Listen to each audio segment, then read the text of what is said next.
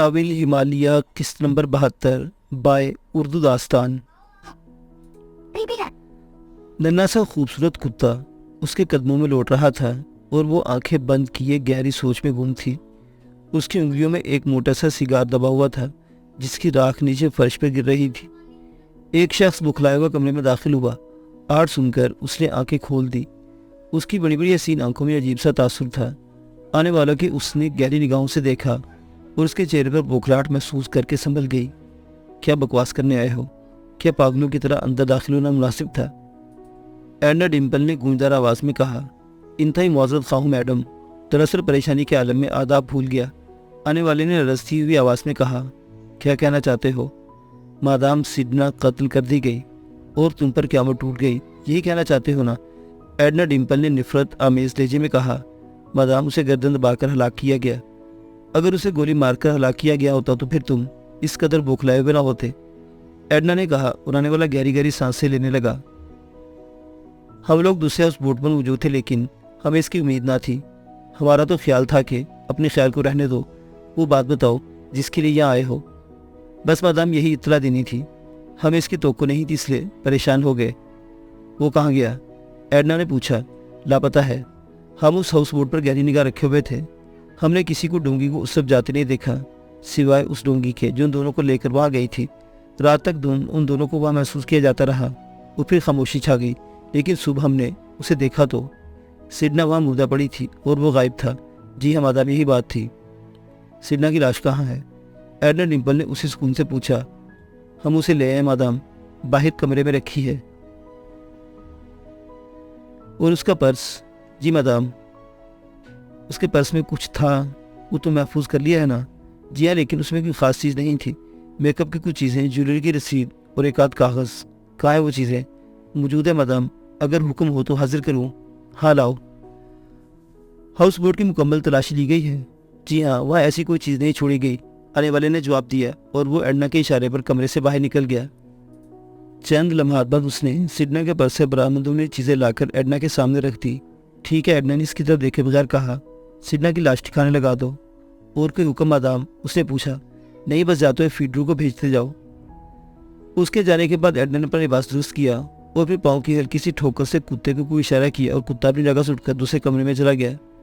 Edna ने बुझा हुआ सिगार एस्टे पर रखा और सामने बने हुए काउंटर पर पहुंच गई जिसमें शराब की बोतलें चुनी हुई थी। वो एक पैक में थोड़ी सी शराब उंडेल कर दोबारा उसी जगह बैठी और हल्की हल्की चुस्कें लेते हुए कुछ सोचने लगी। फिर उसने मेज़ की दराज से एक बड़ा सा कागज़ निकाला और उसे मेज़ पर फैलाकर उस पर पेंसिल से कुछ निशान लगाने लगी। उसी वक्त दरवाजे पर दस्तक हुई। फीडरू हाजिर हो सकता है मादाम? यस। एडना ने सर उठाकर दरवाजे की तरफ देखा। आने वाला तवील कामत और कसरती बदन का मालिक था। उसकी आंखें बहुत छोटे सुलगती हुई महसूस होती थी। उसने अंदर आकर मशीनी अंदाज में गर्दन झुकाई। हुक्म मैडम? फीडरू, सारा काम तोको के मुताबिक हुआ है। मैं तुम्हें शीरान के बारे में तफसीलात बता चुकी हूँ। इस शख्स को नरम चारा समझना हिमाकत है। क्रेनी क्रेक पर अपने काम का आगाज कर दो। मैडम, सिडना कत्ल कर दी गई है। आने वाला आहिस्ता से बोला। हाँ, मुझे इल्म है, उसे कत्ल होना ही था। मैं नहीं समझा मैडम। बाज़ बातें ऐसी होती हैं फीडरू जो खुद ब खुद समझ ली जाती हैं, उनके बारे में कुछ कहना मुनासिब नहीं होता। जी मैडम, बहुत बेहतर। क्रेनी क्रैक पर तुम्हारी कार्रवाई बेहतर होनी चाहिए क्योंकि इस पर बहुत कुछ इंतजार है। मुझे इल्म है मैडम, आप मुतमईन रहें। बस जाओ, मैं तुम्हारी इत्तला की मुंतज़िर रहूँगी। Okay madam. फीडरू ने एक बार फिर गर्दन खम की और बाहर निकल गया। एडना ने बच्ची कुची शराब हलक में उड़ेली और हल्की हल्की सीटी में जाने लगी। चंद लम्हे बाद कुत्ता फिर उसके पास पहुंच गया। उसके कदमों में बैठकर उसके तलवे चाटने लगा। शीरान ने रात एक क्लब में गुजारी। क्लब के प्रोग्रामों से उसे कोई दिलचस्पी नहीं थी। बहरात वक्त गुजारना था। तकरीबन 5 बजे तक हाउ जारी रही। इस दौरान में शीरान ने सिर्फ खाने पीने की चीज़ों पर इत्तफा की। शराब से कोई दिलचस्पी नहीं थी। सुबह 5 बजे अपनी जगह से उठा और कार में बैठकर अपने रहायशगाह की तरफ चल पड़ा। कार पोर्च में खड़ी करने के बाद अंदर दाखिल हुआ और लिबास तब्दील करके बिस्तर पर गिर पड़ा। वो तकरीबन दोपहर को 1:30 बजे तक सोता रहा। 1:30 बजे उठने के बाद उसने गुस्ल किया और तैयार होकर ग्रीजर के कमरे में पहुंच गया। ग्रीजर किसी फाइल की वर्क गर्दानी में मसरूफ था। शीरान को देख उसने फाइल बंद कर दी। शीरान मुस्कुराता हुआ कुर्सी पर बैठ गया। क्या कर रहे हो? कुछ नहीं, बाहर से कुछ माल आया है, इसका हिसाब देख रहा था। कुछ अदायगियाँ करनी थी। कोई उलझन तो दरपेश नहीं? नहीं जनाब, जब से आपने सूरत संभाली है हमें किसी मुश्किल का सामना नहीं करना पड़ा। मैं इतना ज़हीन आदमी नहीं हूँ।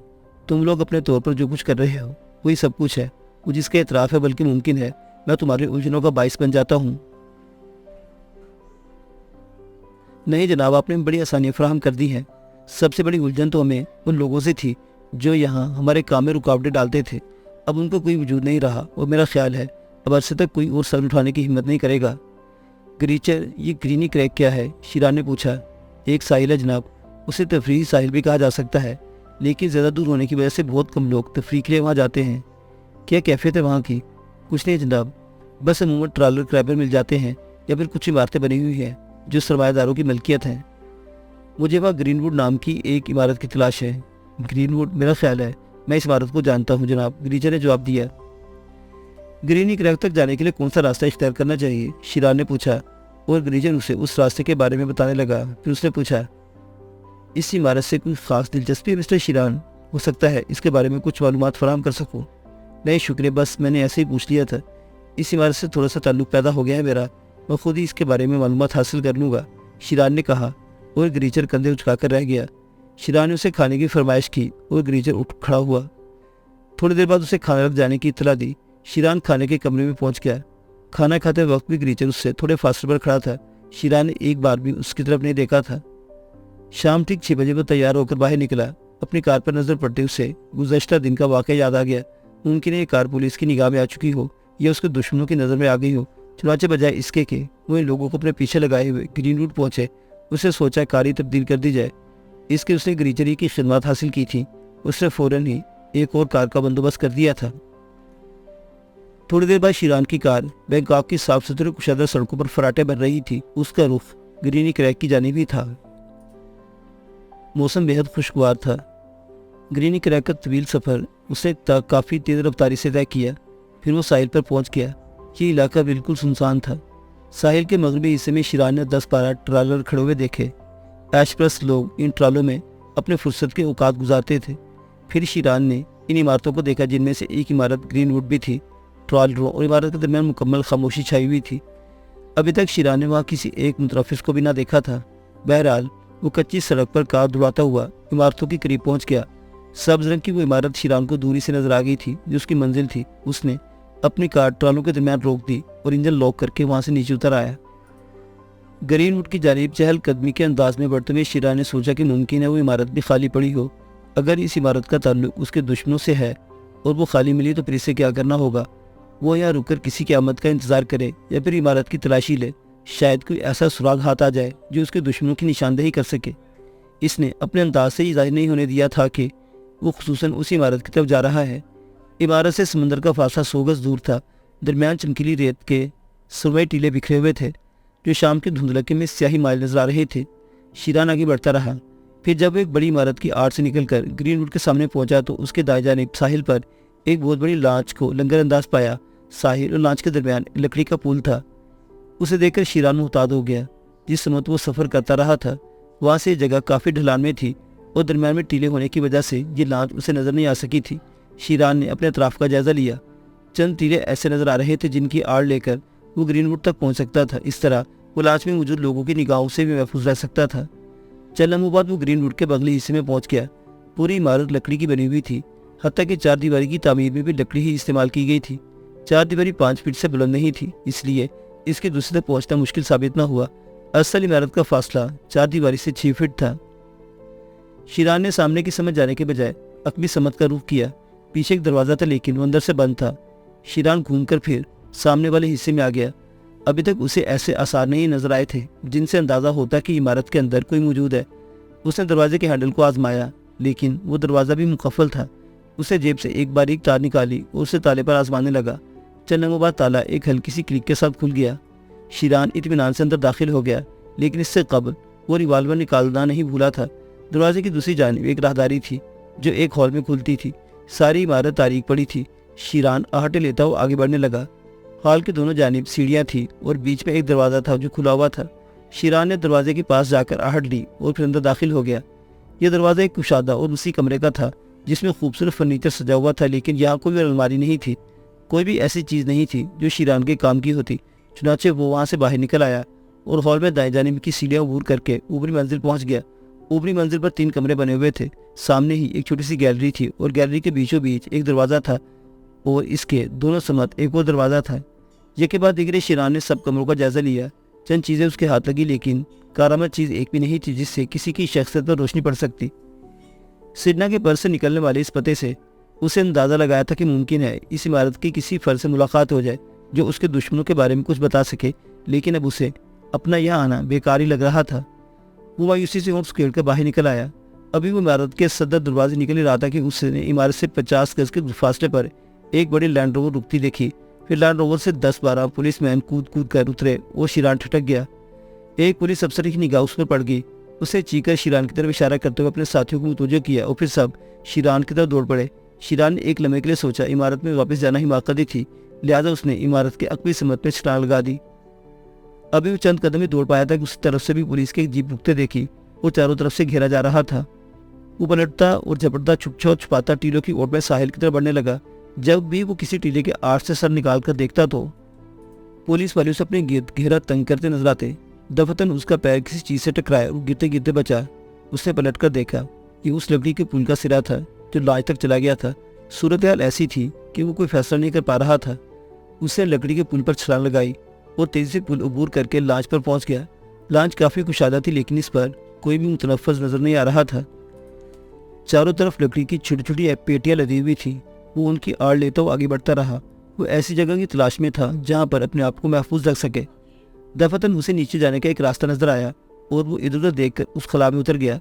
नीचे गहरी तारीकी छाई हुई थी। जब इसकी आंखें तारीकी कादी हुई तो उसे अपने आप को केबिन में पाया जिसमें वो लकड़ी की 4 अलमारी और एक मेज रखी हुई थी। अलमारियों के पीछे इतना खला था कि एक आदमी बआसानी में छुप सकता था। चुनांचे वो एक बड़ी अलमारी के पीछे छुप गया। इसके कान आहटों पर लगे हुए थे, लेकिन हर तरफ तारीकी और सन्नाटे का राज था। वो लाश के बारे में सोचने लगा।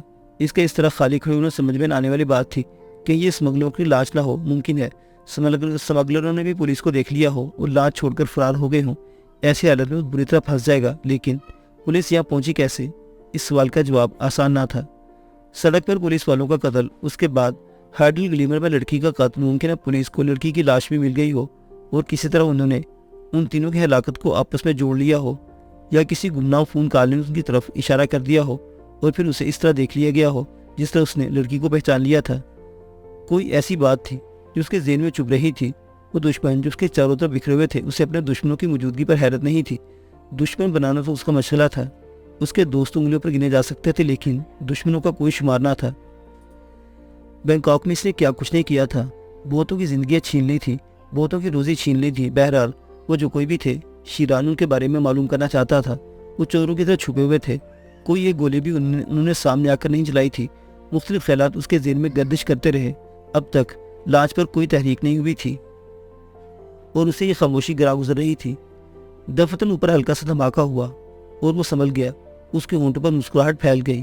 पहुंच गए, ठीक है आओ। उसे पिस्तौल निकाल कर हाथ में ले लिया और इंतजार करने लगा, लेकिन ऊपर सिर्फ एक आदमी के कदमों की चाप सुनाई दे रही थी। वो कान लगाए, इस आवाज को सुनता रहा। कुछ समझ में नहीं आ रहा था। मुअज़्ज़िज़ सामीन हज़रात, ये दास्तान अभी जारी है।